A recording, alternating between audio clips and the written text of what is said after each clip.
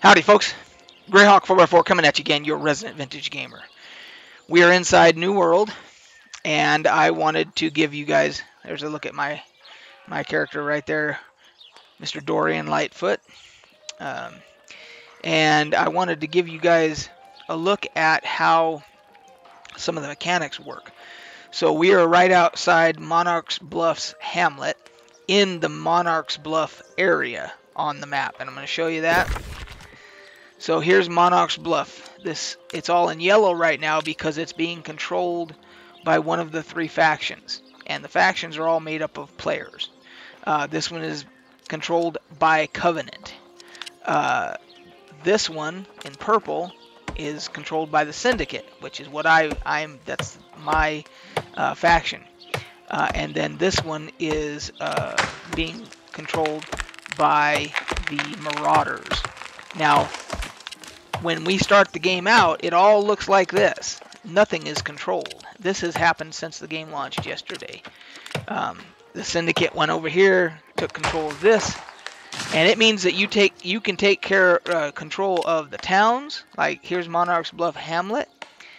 If I click on it, it says this is the company, which is what they call guilds in this.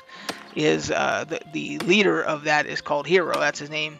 It's a Covenant faction controlled, and then it will tell you they can control the tax rates. The guild, the company that controls this, controls the tax rates. So the property tax is moderate at 10%. The trading tax is moderate at 10%, and the crafting fee is high, and the refining. So if you use the crafting stations and so forth in here, you have to pay a fee. And if you are a member of the faction that controls it, I don't believe that you pay as high of a fee or any fee. That I'm not 100% sure on. But anyway, so that is that. And then if you go over here to like the Syndicate one, let's take a look at this one. Taxes. Property tax low. Trading tax average. Average. And average. So as you can see, us, the Syndicate, we are far more for the people because, as you can see in the tax rates, they're all green. We believe in, being fair to the people. So I didn't even know that till I just clicked. I had no idea what the tax rates were. So, but we'll look at this one real quick here. This one's controlled by the Marauders, and again, they have one in the green. The other ones are moderate, moderate, moderate. So from a tax standpoint, it looks like Syndicate's the way to go, baby. So anyway, that's just how that has worked out. Now, as you can see, there's a lot more that is going to have to be claimed at some point, and there can be wars between the factions and everything. So yeah, the PvP thing, and you don't have to PvP at all. You just don't flag yourself, and you don't have to take part of it at all. You can just be a trader, you can be a gatherer, you can be a crafter, you can go do PvE shit till your eyes bleed, and you don't have to do none of the PvP stuff if you don't want to. So, but I just wanted to show that so you guys had an idea. So, but as you can see, there are no mounts in this game, and to explore this, just this first area, this Monarch's Bluff area, it's a huge area. So you can imagine the entire game world. It's huge because the fact there are no mounts to walk from here to the Shattered Mountains or whatever that is, Shattered Mountain or whatever. That's going to be ridiculous. Now there is fast travel once you get to a place or whatever, which I'm going to show you. So let's head on in here real quick. So you can see the yellow banners. That's actually the guild crest, the company crest of that who is controlling it. So now just the fact that I'm Syndicate, and I mean so was that guy that just ran past me. Anybody with the purple thing above him is Syndicate. And this guy's got green, so he's a Marauder.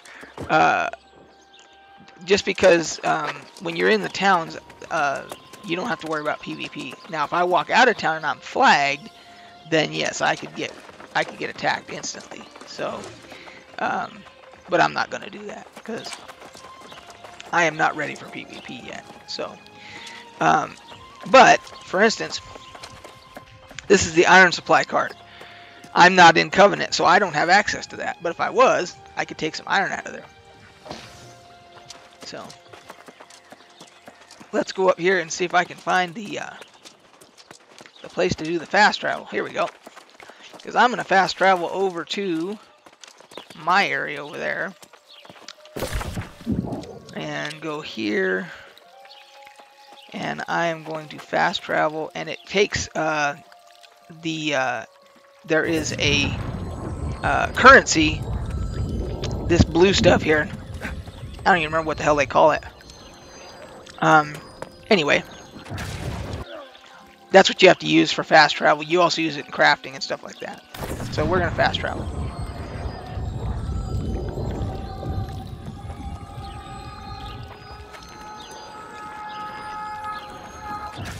And yes, that is my character screaming. That's pretty cool when you fast travel. Your character, like, I don't know if it hurts or whatever, but they're definitely screaming.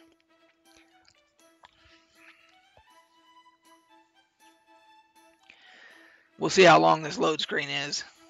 They've been pretty bad. I can deal with load screens. Queues to get into the server of 6,000 people queues and stuff. I can't deal with that, but I can deal with load screens. I can open a soda while I'm waiting. It's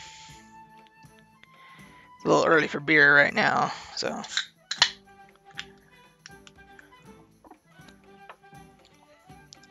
And I'm actually, I don't know if beer is going to be on the menu today. I'm actually kind of in a Bloody Mary mood. Might have to make one of those. I haven't had one of those in a long time. Okay, so here we are. So now we're in, now look at all the purple. You can see all the purple everywhere. See? That's all because it's all Syndicate. So, this is our town here. And I'm just going to go, here's a quest to take right here. Not much happening at the forge. We have a shortage of metals in Windsworth, and the spread of corruption has slowed trade. But I wonder, are conventional weapons really the best means of fighting the corruption? My thoughts exactly. I have a theory. I just need help testing it out. Of course, you need me to do something for you, right? What if there's a relationship between the corrupted and the lost? Well, I have an experiment in mind, but to test it, I need soil samples from locations overrun by each. Merrill's place for the corrupted, and Cooper's place for the Okay, so soil samples. Got it. Get me the soil samples. Roger, that was a long way to say, hey, go get me some soil samples. So like here, there's a honey pot right here. That's used in cooking and everything, and every once in a while you can actually harvest from that. And it'll just, and then there's a cooldown on it, you know. That's just an example. There's lots of different resources. If you find cows, you can milk them.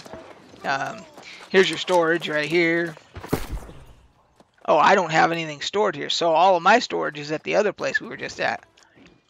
Which, I don't know if that means I can, whether or not I can get it or not. Let's find out. Monarch's Bluff. So I don't know if, well, let's see. See if it'll let me take this. I haven't tried this yet. Withdrawing requires both territories to be in your faction. Okay, see now because the Covenant controls Monarch's Bluff, I cannot retrieve shit out of here unless I'm in Monarch's Bluff. If we controlled both, if the Syndicate controlled both, I would be able to get stuff remotely, but I can't do it as it stands right now. Which means if I go to craft here, I don't have access to my crafting shit that's in my bank. That makes a huge difference. That is, I just learned something very important there. So, and then you'll find out, find these little these are scattered everywhere. These documents and books and stuff like that. So you can read them at your leisure. This dude just cut down this big ass tree. He's cutting down big ass trees. That he has to be really high up in logging to cut down these. These are like mature trees, so that takes like at least 50, I think. Yeah, 50. So, but anyway, there's a good look at some of the graphics and so forth. I'm just tooling around right now to show you guys some different stuff. And thought you might be interested in how the faction stuff works. Okay, so now I don't know if this guy's gonna skin. Yeah, he's skinning. But he left something over here. Oh, there's a turkey. I need the feathers to make arrows. Okay, so I got 1 plucked turkey, feathers, and poultry. Okay. Oh, looks like there's another quest over here. This guy needs me to do something. Let's see, what do you need? Hello, I'm Master Fisher Shields. Ah, ahoy there. Before you get to the adventure and the glory, you'll need to learn how to fill your... Some of the most readily available bait are woodlice. Creepy, crawly creep. Okay, Woodlice got it. draw in larger fish. And believe you me, size matters. How goes your fishing? Ah, let's get in on the action. I've already been fishing. Fishing is involves awesome in this 3 game. Basic steps: casting, hooking, and reeling the sucker in. If you can catch 3 fish, take them and go show Ruby and Everfall what old Shields taught you. Okie dokie.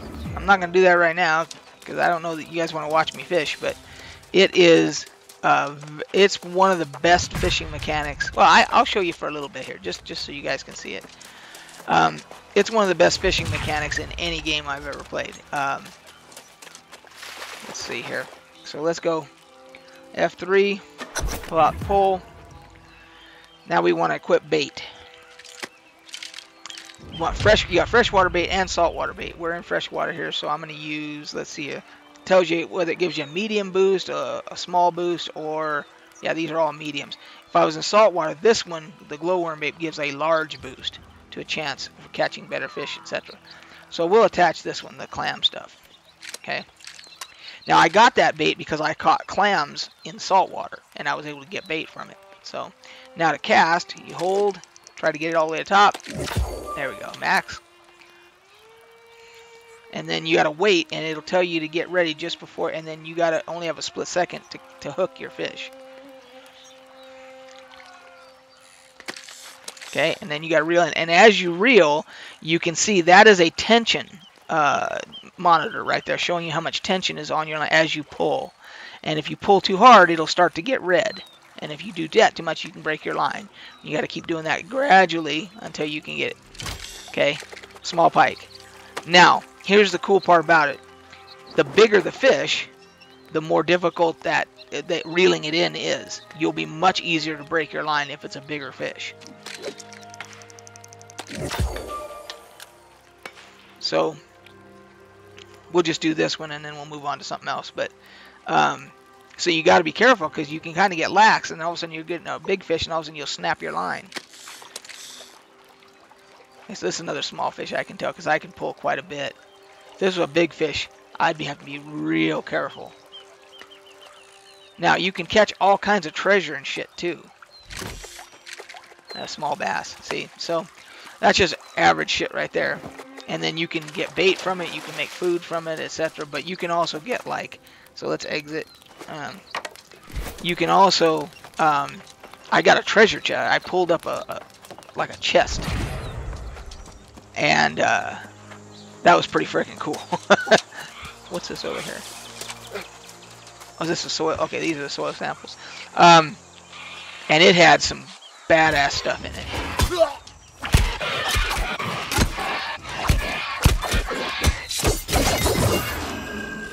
Ooh, that was a good drop. All right. So I'm fighting with a rapier this time. First time I put in the beta, I was sword and shield. I'm going finesse on this one.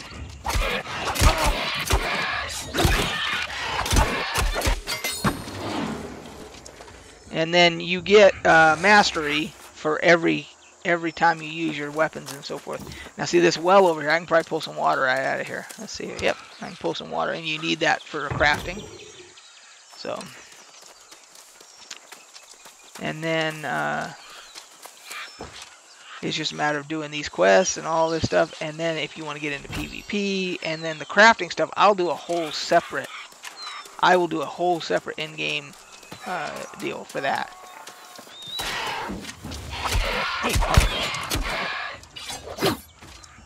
Okay.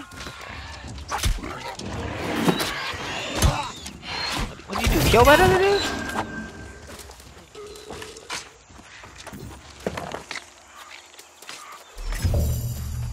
Okay, I got some loot.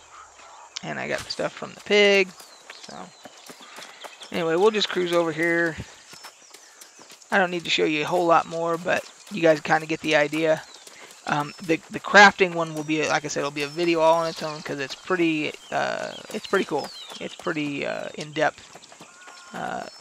They went with some, I'm not gonna say complex crafting. It's not real complex, but there is a lot of depth to it. There's a lot of different customizations and things that you can do, which is good because if you want to be a crafter, you can certainly customize your wares and stuff. And you can find a niche market if you want to. Like one of the things that I was catching fishing is if you catch a whole starfish, they're used in like potion making or something like that, arcana. And so here comes a fort. We're going over to a fort here that we own. That thing was like, they're super rare. So I got to see, there was none for sale on the auction hall. I'm waiting to see what other people price them at. Yeah, that might be my niche. Fishing might be my niche where I'm finding like rare stuff fishing and putting it up for sale. So this is the war board. Okay, let's see here. I can go in here. Oh, you got to be set to PvP. See, I'm not set to PvP, so I'm guessing that if you do that, then that's all PvP going on in there right now. So yeah, I think it looks pretty cool with the purple and the red with the skeletal antlers and all that. It looks pretty damn cool. So anyway, I just wanted to show you guys a little bit of this. I did a review on the beta. I will do a separate review on the full game, but I got to give it some more time. I'll probably wait till I get to level 20. I'm level 14 now. I'll say when I get to level 20, I'll do an actual review, and then we'll also do the end-game crafting video for you guys. So until next time, though, we will catch you on the flip side. Oh, catch you on the flip side, and please click the bell, subscribe, click like, merch link in the description below, the whole bit. So, all right, guys, we'll catch you on the flip side.